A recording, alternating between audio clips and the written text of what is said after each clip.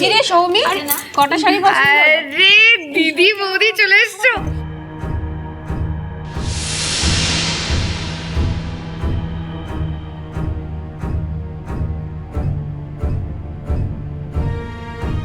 বলো কাকাই। পিউ, সৌমেন কিন্তু গতকাল রাতে অনেক দেরি করে অফিস থেকে বেরিয়েছে। ও অফিসে কি করেছে কি না করেছে আমি কিন্তু কিচ্ছু জানতে পারিনি। তুমি চিন্তা করো না কাকাই, এক রাতের মধ্যে সৌমেনদা খুব একটা বেশি কিছু করবে বলে আমার মনে হয় না।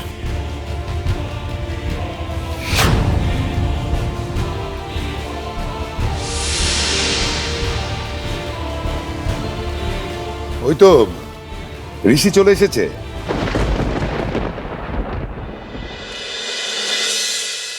এই তুই ওখানে দাঁড়িয়ে কেন? এখানে আয়, কোনটা নিবি দেখ না। গুড মর্নিং দাদা। Morning morning. Hi morning. এই তো আমার দাদু ভাইও এসে গেছে। এসো বসো এখানে, দেখো এইসব। তুই পিহু শাড়ি পছন্দ করবে তো নাকি?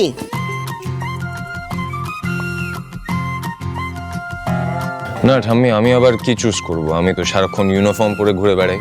এত জামা কাপড় ভ্যারাইটির ব্যাপারে আমার কোনো আইডিয়া নেই। আমার চয়েস খুব খারাপ ঠাম্মি। আমি যে কারোর জন্য কিছু চুজ করব সেই ইচ্ছে বা সেই ট্যালেন্ট আমার মধ্যে কিছুই নেই।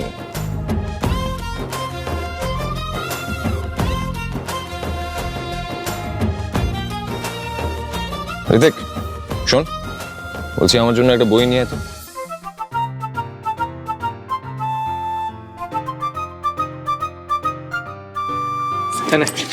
এই কি লিস্টটা দেখ, আজকে পার্টিতে কি কি হবে সেটা লিস্ট। লিস্ট বানিয়েছি? বাবা, এই বাড়িতে দেখছি তো উৎসব শেষই হচ্ছে না।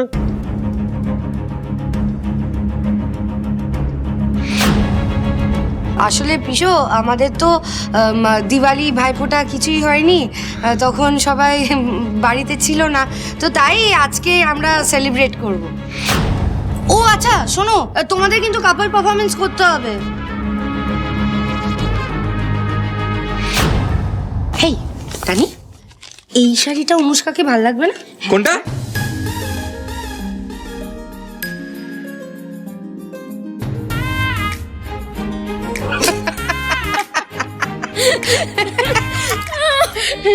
বাবা রে বাবা।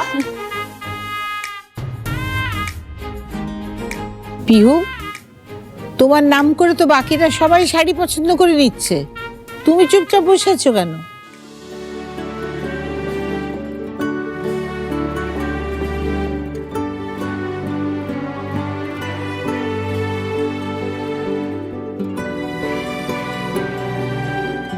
এটা কেমন লাগছে গো ঠাম্মি? তুমি তো যা পরবে তাতেই তোমায় সুন্দর লাগবে। ডিসকাস্টিং। आईना है या तू है जो रोज मुझको सवारे, इतना लगी सोचने क्यों मैं आजकल तेरे बारे। ডিসেন্ট। तू झील खामोशियों की, लफ्जों की मैं तो लहर हूँ, एहसास की तू है दुनिया, छोटा কি রে পিহু, मैं एक शहर हूँ। তুই কোনটা পছন্দ বলছিসই তো না। आईना है या तू है কি মিস বৃষ্টি বাড়ি, আমার চয়েস নাকি ভালো না? এবার দেখুন, আমার পছন্দ করা শাড়িটাই কিনতে হচ্ছে আপনাকে।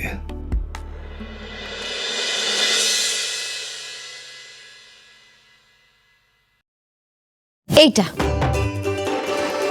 দিদি, এই শাড়িটা আমার খুব পছন্দ হয়েছে।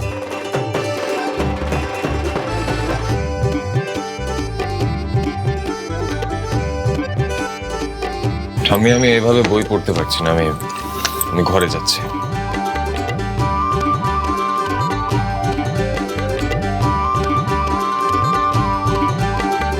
ঋষি, ঋষি একটু দাঁড়াও, 1 মিনিট দাঁড়াও, তোমার সঙ্গে আমার কিছু কথা আছে।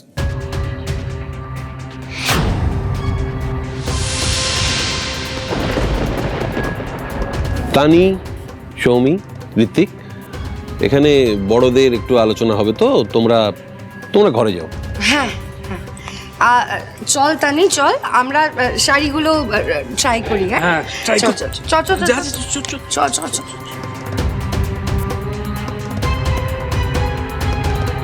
হ্যাঁ বলো পিসু। দেখো, আমি যেটা পরিষ্কারভাবে বলতে চাইছি যে এই ব্যবসা সামলানোর দায়িত্বটা হঠাৎ করে সৌমেনকে দেওয়াটা কি ঠিক হলো?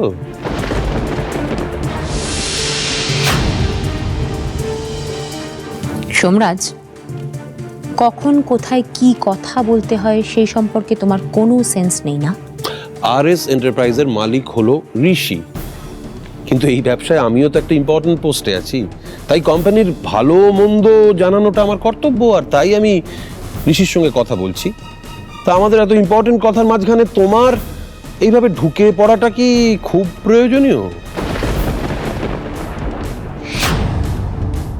রুষা, তুই প্লিজ তোর পিসোর কথায় কিছু মনে করিস না। আমি তো তোর পিসি, আমি তোকে বলছি, সৌমেন অফিস জয়েন করাতে আমি সত্যি খুব খুশি হয়েছি রে।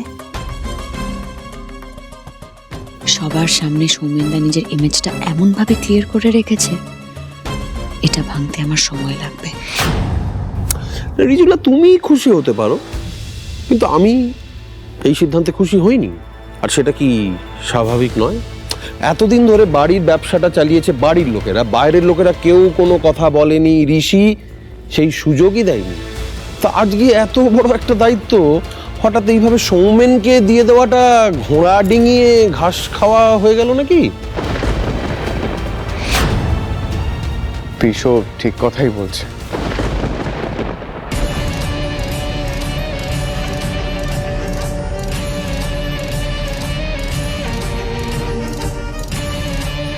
সত্যি তো, আমি এই ব্যবসায় তো একেবারেই নতুন, আর পিসো সেখানে এত বছর ধরে এই ব্যবসাটা সামলাচ্ছে, তার অভিজ্ঞতার কাছে তো আমি কিছুই না। হ্যাঁ, হতেই পারে আমার মতো আপনি এই বাড়িরই জামাই।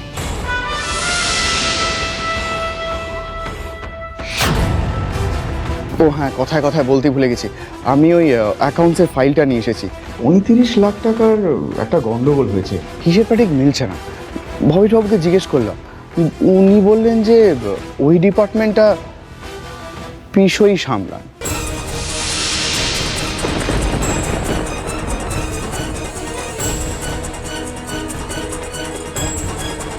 ইয়েস এক্স্যাক্টলি, এই গন্ডগোলটা আমার চোখেও পড়েছিল। ইনফ্যাক্ট আমি তোমাকে জিজ্ঞেসও করেছিলাম পিসো এই নিয়ে। তুমি প্লিজ একটু দেখবে?